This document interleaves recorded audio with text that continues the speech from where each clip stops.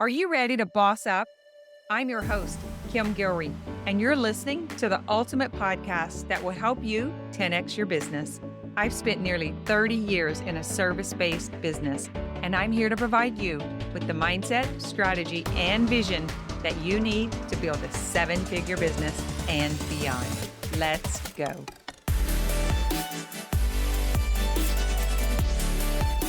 Hey there, and welcome to the show.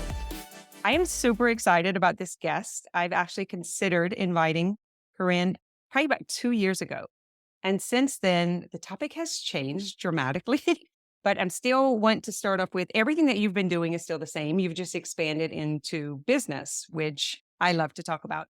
So do you want me to introduce you or you want to introduce yourself? Because I'll You do can it. introduce me. You've known me forever. Yeah. So Corinne and I were actually peers in coach training, and that is where I first met her. And we're in that community together for quite a few years. And she was in the weight loss world, which I am part of that membership. And how long has it been? 2 years, 1 or 2 years, you started moving into business? 18 months ago is when we started. Yeah. And that came through demand. You responded to that, right? You were so successful. You started training coaches, weight loss coaches. And of course, that's the next step. And so I joined the mastermind. And so I've had more time with Corinne and I'm watching the ins and outs of her business. And the reason that I asked her to come on is because of her direct factualness. It's like, let's just get to what's really going on behind the scenes. And I knew she would be the perfect person as the first guest. Corinne, when did you start your business? Like your actual first $5 for weight loss? Well, it was almost $5. It was only 20 I was charging for my coaching for a month of coaching. It was back in 2007. 2007. So that is what? Is it 30? Oh my gosh. No, that was, let's see, 17, 18, 19, 20, 21, 22, 20, 16 years ago. I can't believe I'm 49 years old and I literally just counted on my hands. Still going strong, counting on the Yeah, hands. fingers, man. Right. So I've heard your story several times, but my guests have not. So just like, what did it take to get to, let's just say, the first $100,000? Because I think that it's glamorized. The money is glamorized. The make a million is glamorized. And, you can be a 7, 8 figure earner. Let's talk about the reality of that and also agree that it is possible. Yeah, I do think it's possible. Like, it's not that it's impossible, but the problem most people run into, number one, is patience.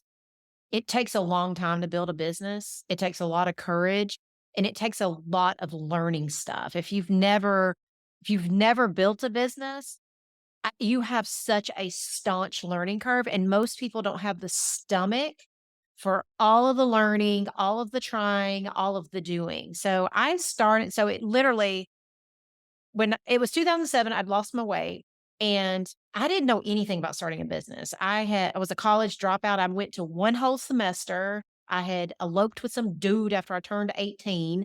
He wouldn't work, so I had to drop out of college to be a full-time server to support us. And that marriage did not last long. I'm not with that douche anymore. But when I decided that after I'd lost my weight, that I was going to help people, I didn't know anything. I didn't know where you would go get them, especially because, like, there was, like, this hint that you could do things online, and so I was really gonna have to figure it out. So I started just posting in a Weight Watchers message board because I knew that's where people needed to lose weight, and so I would just answer questions all day, every day. And after about 2 or 3 months of starting a daily post called Ask the Trainer, I was getting to where 40 to 50 people a day were asking me questions about losing weight, exercise, things like that. And I started a blog. I still didn't charge any money yet. Like, I'm 2 to 3 months in of literally just getting used to helping people and understanding it. And then after I started my blog, and I did it so that I could answer more questions. I was running into a problem, which is fundamental in entrepreneurship.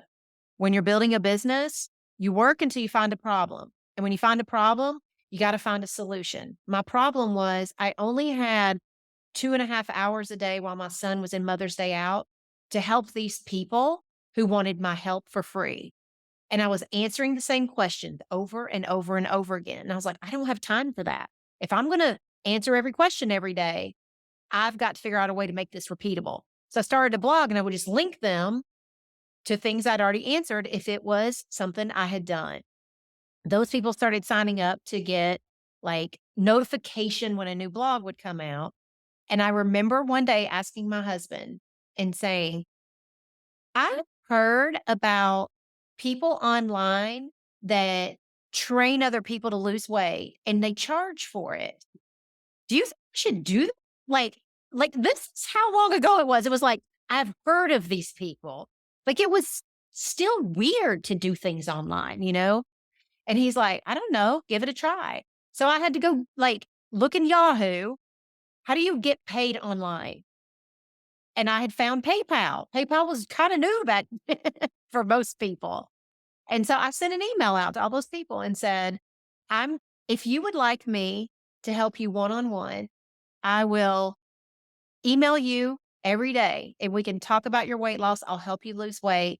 It's $20 a month. And the very first day I sent it out, the very first person who emailed me back, her name happened to be Corinne Wright, which was my maiden name. And I was like, sign from God, here we are. Like, we should be doing this. So I had like 20 or 30 people take me up on it. I did it that way for a little bit, but then I ran into the problem of I'm helping these people every single day in email. It's taking a lot of time. We're talking about the same crap. That I didn't know I was starting a membership, but I just told everyone, I'm going to put you into a Yahoo group where we can all see each other's conversations, where you can learn from each other and talk to each other so that you don't see you're alone and it's $20 a month. And that's how I started. I went from 2007 to 2015, only making anywhere from like 15K a year to 30K. I mean, but I treated that business as seriously as I would treat this business that I run today that's 8 figures. I mean, I showed up. I remember staying up all hours of the night to create workbooks for them on my own because my clients need it. Like I did all the things, everything. And then in 2015, the school we went to, I went and got certified as a life coach because I knew that what I was doing with my people was a lot of helping them with their mindset, but I had like no rhyme or reason behind it. I was just basically talking to them all the time and just trying to help them. But you could think this way. I used to think like that too. And this is how I approached it. That gave me a framework. And it was the first time ever that somebody told me, like, I remember Brooke asking me, I was the only person in the room who had a business. There was 25 of us. And she said, how much money do you want to make this year? And I was like, what? And she was like, how much money do you want to make this year? And I said, I guess whatever I get. Like, I mean, I didn't have any idea that I should set money goals, think about my business strategically, none of that. And she just looked at me and she said, like, I've watched you all week. You have a business here. You could make a lot of money. You just need to know how to do it. And I left there with a fire under my ass. I was like, I'm gonna set a goal. And so when I left, I went home, read some books. I don't even remember what I read, but I started kind of thinking about, well, I should probably learn more about what do you do with a business. And it coincided with my son, who he was autistic. He was in a private Catholic school and he was in the 6th grade and our tuition was like 12,000 a year. They told me he couldn't come back, that they loved him, but they just didn't even feel right taking our money because they knew they couldn't help him, that he was getting behind and he would only get more behind if he stayed in that school, and that we needed to find him a better solution. And so the better solution was $50,000 a year at another school. And we weren't like rolling in no dough. That was going to dramatically alter our life. And I was like, oh no, like I am not going back to being poor. I'd already grown up poor. I was like, we are going to keep our date nights. I like being able to go on a vacation every year. I'm going to make money. And then by the time in 2017, So 2015, I met Brooke, kind of got more serious. I made the 50K. And in 2017, I made 230 something thousand dollars only because I was sitting there thinking about my business more and like learning how to run a business and telling people about it and just kind of restructuring some things. Can I ask a question here? Because I Yeah. think this is such a relevant point is like the years that you were charging the $20, you got to the 15,000 and the 30,000 and had normalized it. Like I actually get paid for, I can relate to this so much. Mhm. It's almost like an accidental business. And then all Yeah. of a sudden you realize like, wait, I just fell into business. How did, it's like, what do I Yeah. do now? And I think this part is missing, especially with new coaches.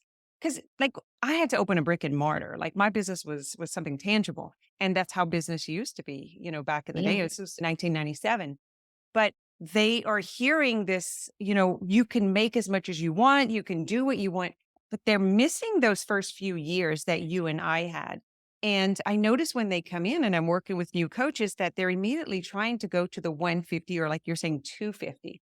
How can we help someone who's listening to this who actually just doesn't have the awareness? They just walk into the room. I'm going to say it's entitlement because that's kind of like an entitled business owner. Like, I opened a business, I should make money.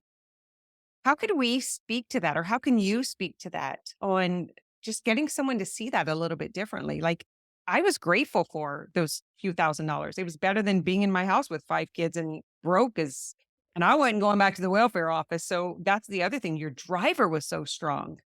Like, Yeah, what I think for most people, like you just like if you're starting your first online business, like if you're going to be a coach, you have to be really honest about what you know and what you don't know. Like you don't just get certified and start telling people and $100,000 comes rolling in the door.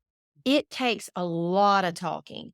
You have to learn so much about how to structure your time. You have to overcome so much I mean, literally, if you want to get clients today, you have to have balls.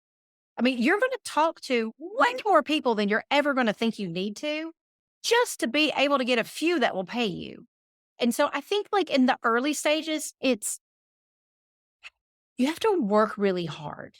And when I say work hard, I don't mean you got to work thousands of hours, but you can't be allergic to putting in like a solid 40. Like I watch a lot of the newer coaches who are like, they want to work 3 days a week. They want to do these things. I'm like, good freaking luck.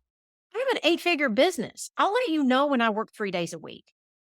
Like it's just never happened. And it's not because I'm refusing to turn things over. It's not because of all that stuff. It is like business has demands. But it's a funny story that happened recently with a peer of mine.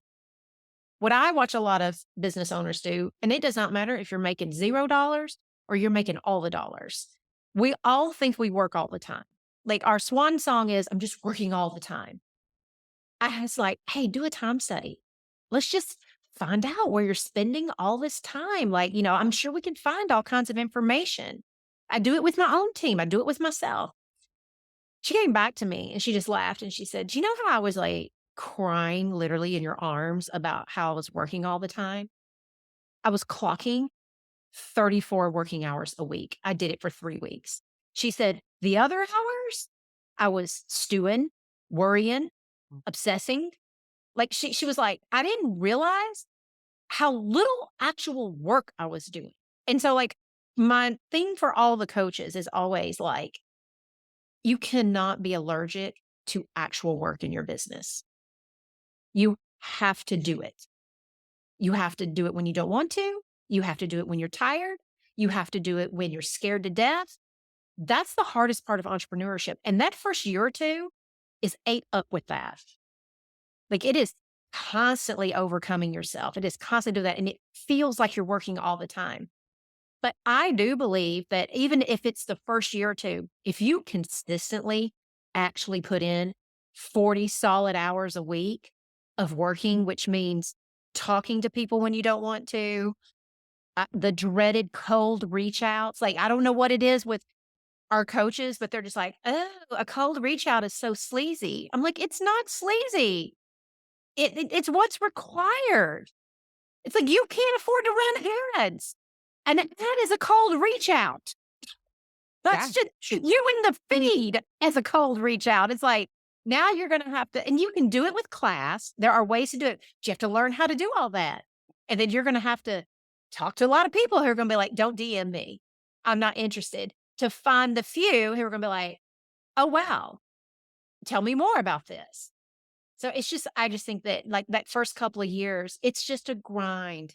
And it's not a grind because you're working 80 hours a week. It's because you're probably putting in some rock solid hours of learning and stuff, but you feel dumb, you feel exposed, you feel vulnerable, you feel rejected, it feels risky, you're scared all the time. That's the grind. It's a constant call for creativity and failure, like just on rinse and repeat, rinse and repeat. What's another idea? What haven't I tried? Maybe I can try it again. Let me say it a different way. And I And think it's highs, that's, yeah, they well, it's think like highs and there's a lows. right way. Yeah. Yeah. And there's highs and lows. It's like, I still to this day, like, every time I write a new funnel sequence or a new sales page or something, in my mind, I'm like, when it's done, I'm like, "This is like baby Jesus in the golden diaper. He's blessed this. This is gonna make all the money." Like, I always think it's wonderful until my marketing team comes back and says, "Here's your statistics." And so this I just did this where we just rebuilt an entire funnel email sequence. I went in the opposite direction than what I've done before. And good news is, so there's 11 total. 6 of them are performing way better than what we had. 5 of them suck. Nobody wants it. They won't open it. If they are open it, the click rates are terrible. And I'm like, I thought it was gold. So it's highs and lows. It's like you're so excited one minute, you believe it's going to work. It's all the things. And don't take that away from yourself. But then also, don't be devastated. Like when it doesn't work, it's like I'm always disappointed. I'm like, "Oh my god, I thought that was gonna work. Oh, now I gotta write another one. Blah, blah, blah, blah. I gotta edit this." That's being an entrepreneur. It is like a roller coaster. It is ups and downs, ups and downs. But there's the thrill of it. It's a thrill ride the whole time. If you normalize this, it's gonna be full of ups and downs. Like, I would like to be the kind of entrepreneur that every time I put something out, I'm excited until the numbers prove me wrong. And if the numbers prove me wrong, I wanna be that kind of entrepreneur who is just like, "That sucks. I really thought that would work. Of course, I'm disappointed. I really believed in it, and now I gotta change it. And I'm willing to keep going." And that's when I turn on determination to go up the next hill so I can feel the whoosh when I go over it. I'm like, "Oh my god, it's gonna be great again." Just the way it works. Great. I have a very direct question. Follows. Yeah.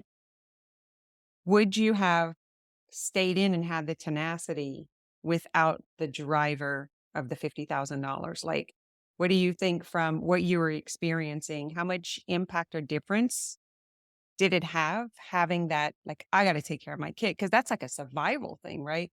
And Yeah. I always talk about like how the driver's so important. It keeps you in the game.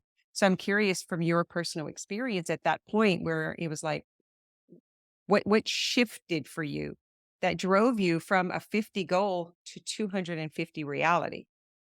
I think for me, it was before that, my business was just all fun and games. Like, I really enjoyed what I was doing. I was very passionate. I, like, loved what I was doing. Like, $30,000 a year just felt like amazing. When the $50,000 goal came on, I think my determination and seriousness kicked in. It was like before, I just wasn't taking my business seriously. I was just kind of like, "This is great. This is fun. This is all the things." Not poo poo that. I don't want anybody to hear me to say, like, we can't have fun. But when I decided to start setting goals, there was a sense of determination, a sense of like, not calm, but it was more of just like laser like focus that turned on. And I had fun too. Like, I enjoyed being someone who was focused. I enjoyed now having a goal. Like, I enjoyed that part. But before, it was so like Barbie dream store. I'm just like, "Oh my gosh, here I am just getting paid to help people. Isn't that a great?" Like, I didn't even think about goals and stuff. But once that piece kicked in, it just I feel like I grew up real quick. Like, I just was like, this business now has to serve this. So knowing made me study more, made me read books about business. Before that $50,000 goal, every book I ever read was about workouts, muscles. I read all the diet books so I could always stay on top of what was latest in the industry because I didn't want to teach that shit. Like I wanted to be able to know all of it. I listened to every podcast that had everything to do with like nutrition and stuff like that. Then I switched gears. I was like, if you're gonna have a business, you probably ought to listen to crap about business. We probably ought to start doing this. And so I got educated fast. And when I got educated fast, I grew faster.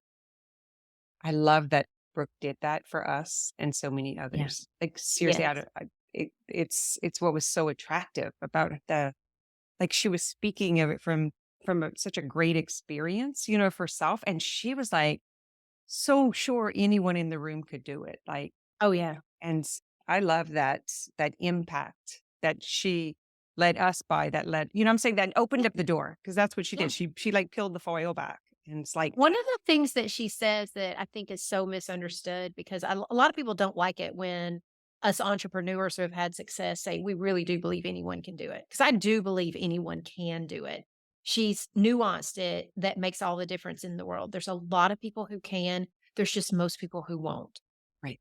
Like those of us that I think become successful are the ones that take the slings and the arrows and the down days and it's your tolerance level for the not fun parts is what will set you apart. There's plenty of good times in business, but it's just like anything in life. I use like here's an example I use in my weight loss side of the business. If you've ever really been hurt by someone in your life, you will spend the rest of your life guarding against being hurt like that.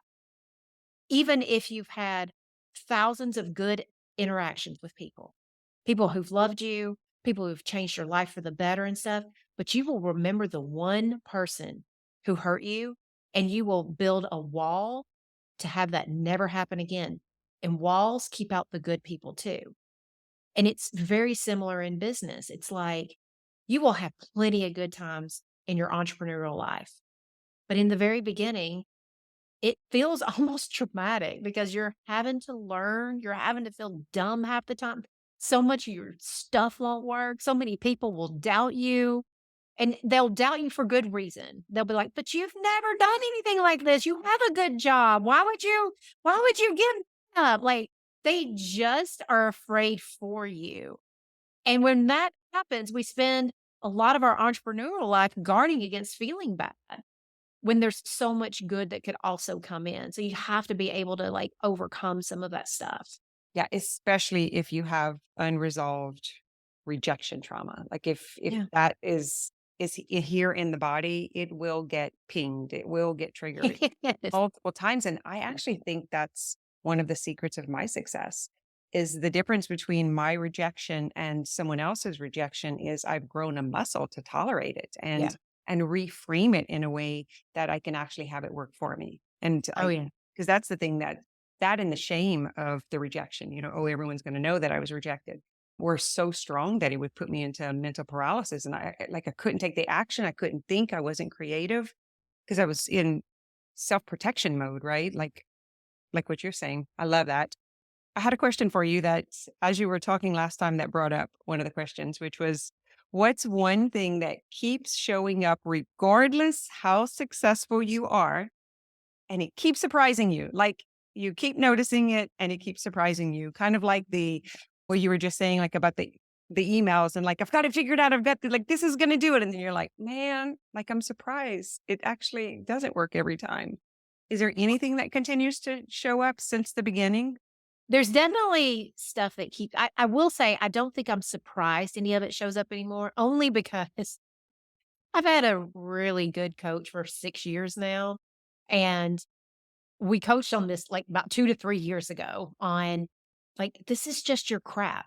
Like, it's always going to come back. I've made peace with there are certain insecurities, certain frustrations, certain things that are just baked into my DNA. Like, so I'm no longer surprised by it. But what does come up a lot for me is the rejection. I was severely bullied, abandoned as a child, all kinds of stuff. So when I think people don't approve of me, it's I panic over it.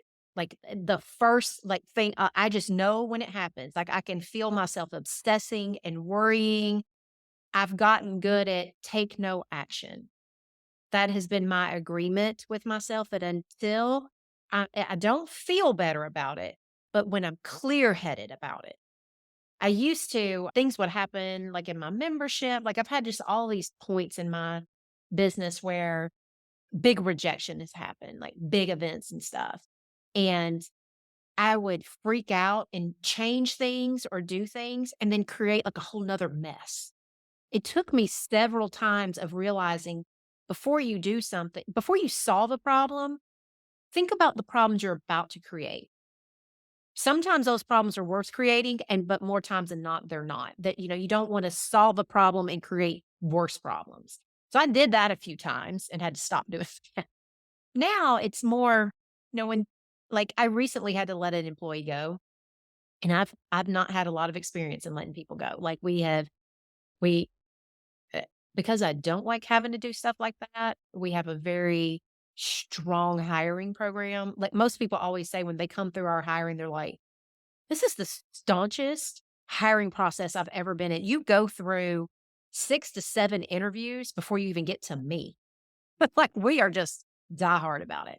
To Well, avoid the discomfort of you having and we have, 2 reasons. Number we call it the bozo rule, which is everybody who has ever had a job always worked with that one person that we call the bozo.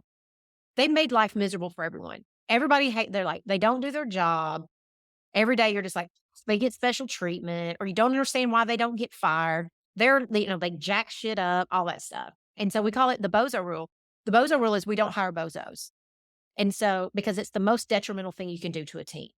And if you want a well-oiled team, you good A players do not want to be around bozos. They will go find a place where they can be an A player because they won't work in a company where there's like that stuff going on. But the other thing is I don't like firing people. I hate it. I take people's livelihood really seriously. And I know the emotional bull I go through to let someone go.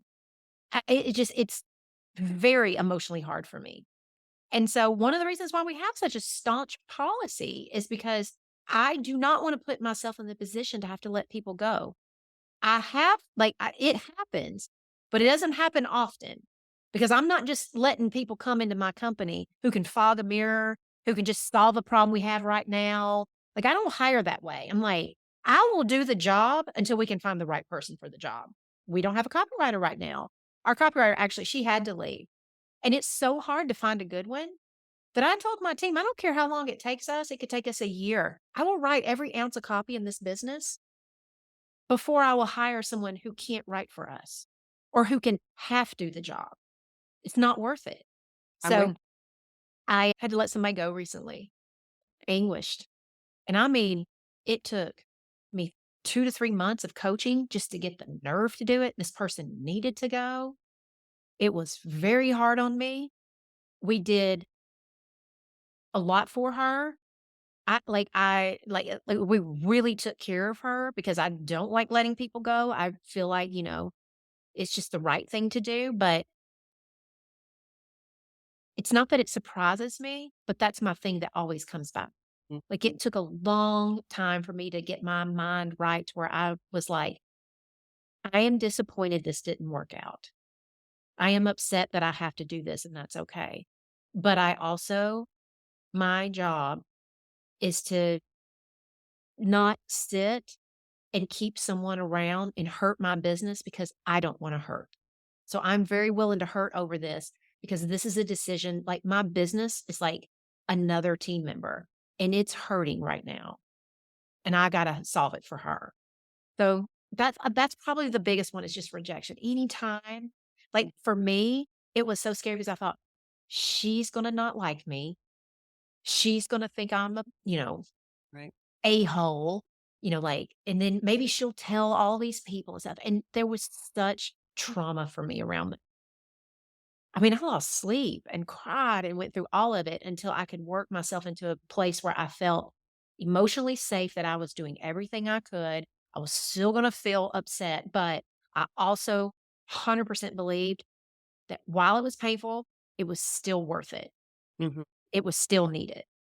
What's coming up with me as I listen, I'm wondering, this is something else we have in common. We both had a childhood of rejection, and so we tend to be really sensitive to that wound, and I'm wondering if that's why it's so hard to disappoint someone else, and we both had a, I'll call it a near-death experience, but we both decided to eject and didn't go. Got Yeah. thrown back down. Um, and so I'm just curious because as you're talking, all of that for me, I'm like, yep, we just gonna, I was telling someone yesterday, I was like, we just want in house. We just want people who are all the way in and part of the team. I don't want to experience that again. And I'm wondering if it's just like the empathy and the emotion that's inside of us from that, that just makes us a little more sensitive to it. Cause some owners, they just cut and go. Yeah. They don't spend all these days working through that stuff and, I think 100% that's where mine comes from. I think it's just this fear of being ostracized, this fear of losing everything. I also grew up really poor. So a lot of times my brain immediately goes to whenever I'm making a big decision in my business, like it just wants to think I'm gonna lose everything. Like it could happen overnight. And that's like the stuff that comes back for me, but I've learned that is the stuff that comes back for me. I think because I understand where this comes from and why it happens, I love what you said earlier. It's like I've built a muscle for it. I'm stronger for it. It never feels good, but my ability to tolerate all of that and understand it carries me through it. Mhm. I don't think it's ever gonna go away, and I'm okay with that. Like, I don't sit around and be like, "It's never going away, womp, womp, womp." It's more like, I don't think it's ever gonna go away, and to me, that's just reality. So, once I make it reality, I'm able to take control and authority. Like, I'm able to, like, now say, like, "If it's never gonna go away, so what we're gonna do now?" Like, rather than always wishing it would go away, being like, "Oh my god, it's back," like it's a big problem. It's like, "Yeah, of course it's back, and it's okay. We're gonna It is a survive." part of me. It is in me. It is a Yeah. part of me. And the reason I'm asking that question is because we have a lot of new business owners that kind of think it's personal and it's just them. And I'm like, no, we've got like a 8-figure business owner saying this, it's still there. Yep. The I number, don't it go doesn't matter how much, well, I'm just saying, it doesn't matter how big, how much, when it's no. there, it's there. And when we can see it and understand it, then it's like, all right, you can just come along. Like that's just going to be there. But for me, it keeps surprising me. Like, I keep thinking I got it, like and I'm like, "Dang it, it's slipped up. It's wearing a costume. It snuck in through the back door." Yeah, I think that must be the difference between us because it doesn't surprise me anymore. I'm just like, "Oh, yeah, here we go again. This is kinda what I do." But I will just tell all of you, I think whatever your core wounds are, like, wherever those fractures and ruptures are for you, where it's like, this is that thing, like, I often will feel not good enough. Like, I don't even believe that I'm not good enough anymore, but I swear, if something happens, it's like, "Oh, yeah, it's because 'cause you're not smart enough." It's like, "Oh, yeah, because you didn't work hard enough." Like, it just kinda comes in. I think it's just one of those things we have to learn how to see it, embrace it, know what we're gonna do when we experience it, not get so caught up in it. That's the hard part is when you rail against it or you don't want it to be there. It would be like saying, "I'm so upset I woke up and my right arm was here again. I really thought my right arm was gonna go away overnight." It's like, no, like if some things, like I just think all of us, especially I've been kind of studying a lot of the inner child wounds and all that kind of stuff. Like, I see these different patterns in me, and as I get bigger, those trauma responses just get bigger. Like, the way I think about it is when I only had a $200,000 business that I could lose, my husband still had a career. We weren't like it was not gonna devastate us. Now, anytime something threatens my safety and stuff, my mother, my brother, my niece, my son, myself. and my husband all work for my company. So not only do we have like livelihood stuff, I've got 5 people in my family that if I screw up, they're screwed. And that's not even talking about my team that I love. Like I've got 20 more of them. And so like as I get bigger, I make peace with this idea. It's like, I think you want to be someone that takes this real seriously. When your brain's flipping out, all that's really saying is you really love these people enough to worry the crap out of yourself about it. Sometimes that gives me like, all right, like I've got the shoulders for this. I will spend a few days worrying and anxieting and stuff. And I also know how to tell myself, this is one of those things you've seen it so many times. 2 weeks from now, the whole narrative's changed. Nobody's thinking about it. Attention spans are too short these days. Like a lot of that, like rejection and all that kind of stuff. I'm just like, everything moves so fast paced now. You're only going to feel miserable for a little bit. Can you hang on? I tell myself that all the time. Like, I Mm. can't hang on. I tell myself that all the time. Yeah. This is only for a moment. This is only Yeah. for a moment. Like, and man, that has really helped me get through some things. So, guys, multi-million dollar earner, business owner with how many followers do you have, Corinne? Like, Oh my listen to God. the words she's saying, and we're here crying. Not we, but like when I hear it, I know you hear it too from the business community or even the pounds, right? Looking at it, and it's like such a big deal, but it's like, so what? It will remain a big deal. So yes, it's valid. It's a big deal, and it's going to remain a big deal. Are you going to let that stop you? Because No. we're talking to someone who might have 30 people in their email list Right. and thinking it's so personal, but we're here to say how, I mean, you've got gobs of followers. You got 13,000 people in your weight loss membership. And Yeah. these words are still coming out her mouth. It just like, just don't be surprised by your stuff.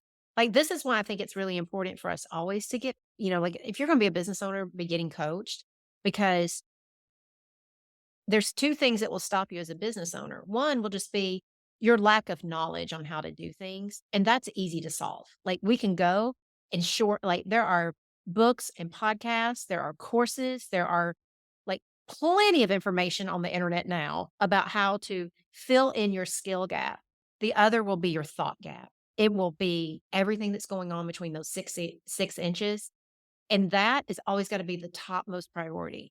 I want people to keep taking action. If you've ever listened to me, I do not want coaches sitting around coaching themselves all day long and just getting coaching and calling that work. That's not work. Get your coaching first thing in the morning out of the way. Do your self coaching. Get coached, whatever you need to do, but work the rest of the day. Work with your emotions. Work with your crappy mindset and stuff. But don't stop working because of crappy mindset. Work on that while you keep working. Because this is the nice thing about I think that happens when you're an entrepreneur who can work with your crappy mindset while you work on it is you're not only massaging all of that and opening up space to think differently, you're also creating a lot of different facts for your life. Every time you solve something in your business, like if you're a earlier entrepreneur, that first email sequence where you gotta figure out is it an automation or a campaign and what to trigger and how do I get this thing to talk to this thing? That first time is excruciating, and that's the only time it will be excruciating. Every single time after that gets easier. So the first time is the most amount of dumb you'll ever feel. It's the most amount of unskilled, hopeless, I'll never be able to do it that you'll ever feel with that thing. But if you keep taking action while you have all of it, when you solve it, you'll be like, oh, I can figure things out. And now you're going to have that piece to also be with all the other thoughts that you're having. So when you're taking action while working on your mindset, at least you're creating new facts for yourself to think about. And I think that's so important at any stage in business. I tell myself that all the time. I don't like something in my business. Go change it. Give myself another circumstance to think about. If I don't want to have to do all the thought work on it, then go out there and make something happen so that I can have easier thoughts. we think that we're gonna feel like doing it, but the feeling follows the action. Like that's the it's kind of like trying to get out of scarcity, right? It's like, you've got to invest to learn how to get out of it. And it's like, well, that's stupid. Like, Yeah. here's the problem. I have two questions. Do you have time? Yeah. I know you have a live event going on coming up. So here's I'm simplified these. I had 12. Like, I just wanted to hang out with you all day. The first of the two, the difference between, I think this is like such a pivotal point for business owners, entrepreneurs, between the solopreneur and the deciding to have a company. You could make plenty of profit just doing your membership, just doing coaching, because we know like that it's just profitable. You don't have a lot of overhead, Yeah. but you had to decide, I'm going to bring on a team. I'm going to bring on all of this. Like, I'm in it right now. So it's the difference between this is enough or this is good. Like, and holy shit, what did I just get into? Yeah, I think you just have to decide what like the kind of person you are. I'm a natural born leader. Like I came out of the womb bossing my mother around. I'm just like, you will not be the mom. I think I will be the mom. So for me, I wanted to grow a company. Like it just felt like it was very aligned for me. It just felt like it was in my DNA. I wanted a bigger company and I like being in leadership roles. Mhm. It's just fun for me. So I think like I've often thought like sometimes when there's a lot of, like when you're doing a lot of the HR and you're doing so much of the meetings and stuff, there are some days I'm just like, oh my God, I should take this all down to the studs and just make like 3 or 4. I think at this point I could run a $3 or $4 million company with about a 60% profit level with me and just my husband and maybe an assistant. Like, I know enough about all of it to be able to do that. Now, that's only because I've done it for so long and know so much crap and I could do it. I just don't want that. Mhm. Like, that's not what I want. But I just think, like, when people are like, when you're kinda deciding like, the biggest thing is that when you're gonna become a company, you've got to decide how much do you like leading people, managing people, like, it's like you're the visionary, but you're, like, responsible for making sure that other people can execute your vision. There's so much of that that comes in with the company side of it. It's like you're not just sitting back and being an ideator all day long. It is my job to ideate, but it's also my job to go to department meetings, go and sit with people, listen for how they're doing things, teach them thought strategy, teach them how to do the things, make a lot of decisions. Like it is, you have to want that. You also have to want to be responsible for other people's livelihoods. Not everybody wants to do that. And And I think it's important to know that that's gonna be necessary when you get to a certain dollar amount or a certain clientele number of clients, right? Like, I don't know that they know that. yeah, When they're just like, "My goal is $5,000,000, like, I'm gonna do what I'm doing 5,000,000 times," and it's, like, so different, like, that that journey to 100,000 is a beast, but to 1,000,000 it's just a whole different beast that yeah, involves so many more people and being so much more aware. yeah. It's like you have to be really good at setting expectations, knowing how not only knowing how to set expectations, knowing how to set the right expectations, and you have to know how to hold people accountable to them. You don't just hire people and they're just like glorious and just do things all day. Your team is only as good as your ability to lead them. If That you can't development process, huh? Yeah, it's a lot of that, like, you've gotta be a people developer, and you have to gotta want to do that because you're also gonna have a job the whole time. Like, I joke with my team all the time, it's like, about 50% of the time, I'm the boss, and 50% of the time, I'm their employee.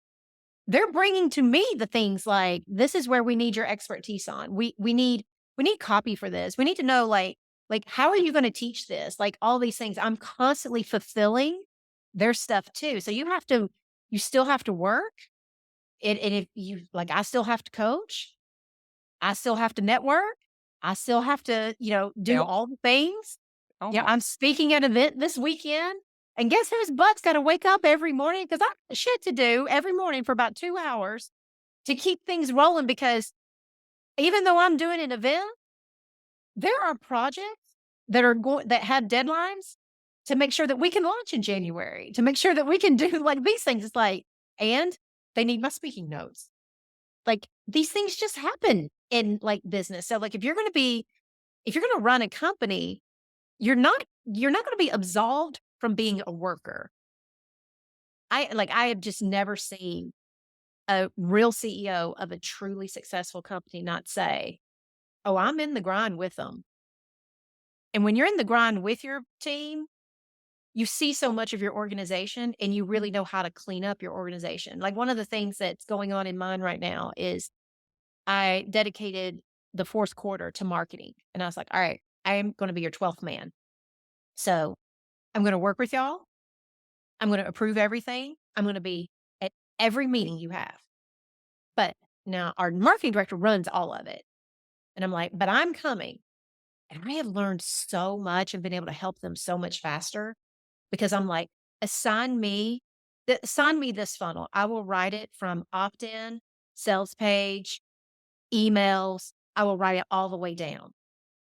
And when I had to be a team member for them and do it, I quickly saw their inefficiencies, where they have communication issues, where we aren't storing things in the right place, where we have opportunities to clean, like they obviously don't know how to do these things. You will be doing that as a CEO. One of the best books I ever read was something like The Lazy CEO, something about being a lazy CEO. And the thing that stood out to me was he talked about good CEOs know when to step back and run the organization, and they know when to step in and get laser focused on the minutia. It's a constant pulling back, looking at things, finding the next thing, zoning in. You're always going in and you're going out. And that's what I've been doing this year. And I've like it's really cleaned up a lot. I feel like next year we're really set to do some serious growth because I spent this year working in the trenches with my team all year long to kind of figure out what is happening inside of our organization. Because when I come in as a brand new set of eyes with my big vision, because no one's ever going to love your business like you do as a CEO. When I come in with that, I see things through a whole new light that they will never be able to see. Yeah, because we see inside of every little crack and reason. It took me a lot of years to realize that they actually don't see what I see, like, as the visionaries, as but I thought they did, so I kept trying to hire me, I kept trying to replicate me, and finally, I heard, like, "You're not hiring another CEO, you're not hiring another owner, I was like, "Oh, how Yeah. many years did I spend trying to do this?" Mhm. When will you know that you made it? I'm sure there was a point before where you already set that but yeah? That's such an interesting question. I feel like, gosh, I don't know. Like every time the goal line changes for me, I will say this. I feel like I've already made it in life. Like I feel like if I checked out today, I feel rock solid. I have a great family. I have a great marriage. I've built a business. I've taken care of myself. Like I could honestly say I feel like I've already made it in terms of like just siloed off into business. Probably when I mean, my husband and I joke about this all the time. We don't see ourselves ever retiring. We're the kind of people that would probably work until the day we die. We both love working. We always have. We both had jobs before it was legal. I mean, we just, and we both love it. So it's such an interesting question. I mean, I feel like I've made it in life, but I feel like in business, I will always wanna be growing and trying to do the next thing, whether it's always gonna be this. Like, we own a restaurant. My husband and I joke around all the time about, like, maybe one day we don't have memberships and stuff. We transition into just owning different types of restaurants we like or different types of things we like. We don't know. It's hard for me to call the shot because when I look back at the last, just even, like, 10 years, I would have never predicted this is where I would be, and so when I think about the next 10 years, I definitely wanna keep growing these 2, but I'm also open for a plot twist at I'm gonna be around watching. So someone asked me this recently. It's like, are you building your business for legacy or for value? Like, is it like, are you building something that you want to put into the world that someone else can take, or are you building this for legacy? Like, for I was like, wow, I never really thought about that. Am I building it for legacy, for myself, for something that I bring into the world or birth into the world, or something that I build up and like sell it off and go run restaurants? So I'm not building to sell. Like, that is a decision my husband and I made a long time ago. Like, I know that a lot of people do wanna do that. I have no desire to sell my business. I think it's more the legacy thing. I joke around with my members all the time. I used to always say, like, on my grave, I wanted them to put on there, "She put Weight Watchers in the dirt." That was what I wanted on my tombstone of all the things, you know? In the diet traumas, yeah, for If sure. I ever decided to sell it, it wouldn't be because I got such a great offer. It wouldn't be like I'm not structuring it to sell or anything like that.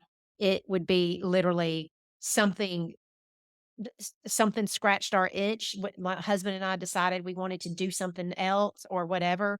And I will be honest, it would be so when we bought our restaurant, we bought it one, it was our date night spot. And we live in a small town and it was running into the ground, and we knew that unless we bought it, they needed capital investment, they needed these things, that we wouldn't have a date night spot, and so we had 30 plus years of restaurant experience between the 2 of us, so it wasn't like we were just, like, willy-nilly on this. We knew we could run a good restaurant.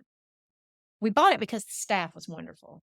It was one of the few restaurants where the average employee has worked there over 5 years, even though they were treated awfully, and we bought it because of them, and these are people that are gonna be career restaurant workers, and so when we bought it, one of the promises we made to us and we talked to some of the staff is, "We wanna turn it around. We wanna, in 3 to 5 years, we wanna sell it to y'all. Like, that's what we wanna do." And we want to teach you everything we can about running a restaurant where this can be something that will change y'all's lives. It will never change our lives. Mhm.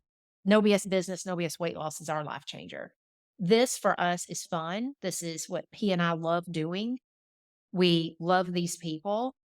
And it's like, that's what we want to do. And so, like, even on my weight loss and business side, I could see wanting to somehow figure out a way that it's like, if it's this team that I have that's been with me for so long, I'd love to do something like that. I don't have I feel like I'm gonna make plenty of money for Corinne, Chris, my whole family to do fine for the rest of our lives. I don't need a big ass exit package. Mm. I would love to make sure that the legacy continued and it was in the hands of the right people who would love it as much as I loved it. That's definitely legacy. Yes. That's like we have this like responsibility not to fail humanity. Like it is in us. It's this almost seriousness of like we've got to bring this into the world. Like we've got to show this world and you can't put it out. I have That is the truth. tried. You cannot put it out. It's I'm like, why do I do what I do? I'm with you and Chris. I love my work.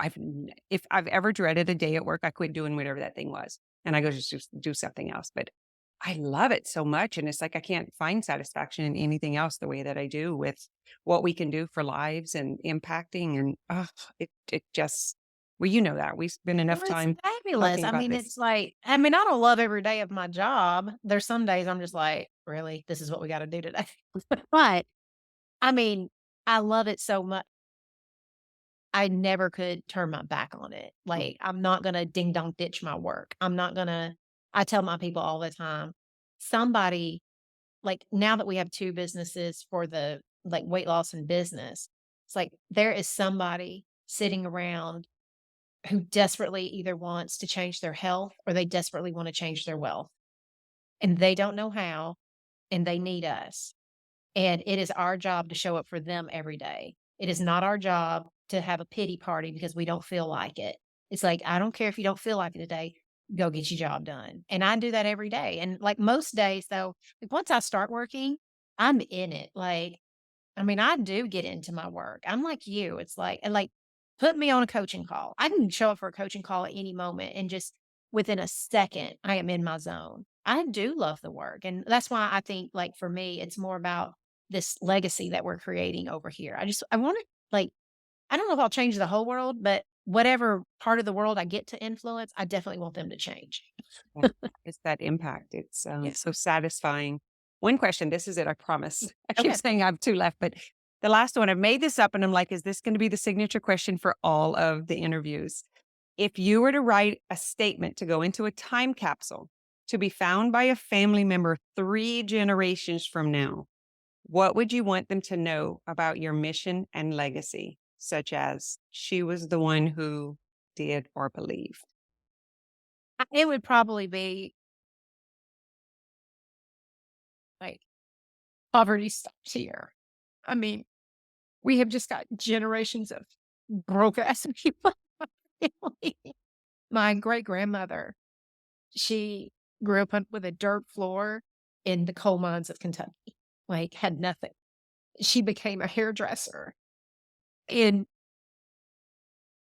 I just remember she was in the Depression era and saved everything, everything. I remember just as a kid eating homemade applesauce out of baby food jars because when we were all kids, she saved every jar because glass was valuable.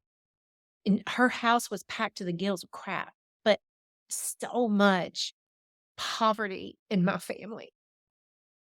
I hope that no one in my future, like whatever we do, that they ever have to struggle like my mother, my brother, my ancestors did. So hopefully I set them up. I hope they learn work ethic though. I don't want to leave them so much stuff that they don't know how to work. I want them to appreciate working hard so that they can keep that going for the next generation. I always cry because, like, God, I thought, I was like, "That's gonna be easy. I'm gonna get through this one without crying." And then on the very last question, boo hoo. So is it a good question to ask on everyone? It's 'Cause a wonderful question. Yes, it's a wonderful question. It gets to the heart of why you do what you do, you know? Thank you for the time, for the extra time, for the transparency, the information that's so helpful, and the desire to keep helping, man. It's like we see so many entrepreneurs who get tired and who burn out, and this is what keeps us fired up. So thank you for staying in the game, for not throwing in the towel, for eating ass. I didn't tell you, you could have said cuss words on here. Yeah, I really tried to I think I let a couple slip. I was trying to I did not, so I better watch myself. Who knows what we're gonna be doing? Far away from down here in Louisiana. So, like, just so many commonalities, that I've been watching you. I've been a peer with you, and I've also worked with you in business in, the weight loss side, been a part of your business. And I appreciate so much of how you show up every day for thousands of people that you're impacting the lives. And just wanted you to be the first guest Alright. on Well, this. thank you for having me, ma'am. Um, so, Corinne, do you want to tell them, like, just where can they find you? What do you do? What are you doing now? Just so quickie. We're going to put all the links regardless. Yeah. But if there's anything I didn't ask you or that you want to mention that you want to use this space for, you're welcome to do that. Yeah, if you want, like, we talked a lot about weight loss, the weight loss side. If you want to take, I have a free course. It's the easiest thing. It's 3 little videos that teach you some common sense when it comes to losing weight. You can go to nobsfreecourse.com. I also have a business membership. It's nobsbusinesswomen.com. You can find out information there, but just check me out. If you liked what I had to say, take a look, especially on that weight loss side. If you're done with a lot of BS diets, I promise you I won't put you on one. Yeah. Yeah. You used to have the podcast, right? I have my podcast, Losing 100 Pounds with Corinne. Yeah, we're on, I don't know, I think we're coming up around somewhere in the 400th episode is pretty soon. It's like we're inching on up there.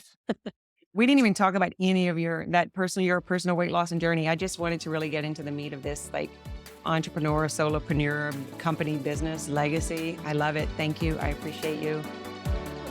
All right, Thank you. guys. Thanks for tuning in to Boss Up, where I've combined 30 years of entrepreneurship, proven success strategies, principles of prosperity, and spiritual laws to help you create generational impact.